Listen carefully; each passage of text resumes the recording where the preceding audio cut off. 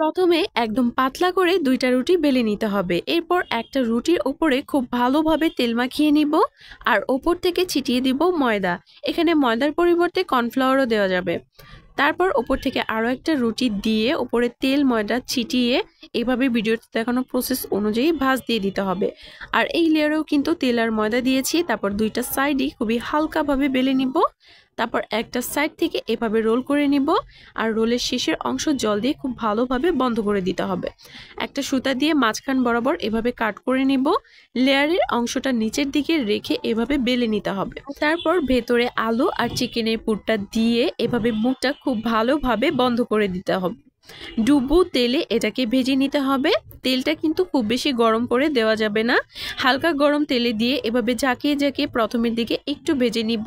আর তারপরে কিন্তু এই সুন্দর লেয়ারগুলো একদম ভালোভাবে বোঝা যাবে আর আমাদের মাংসের কচুরি একদম রেডি।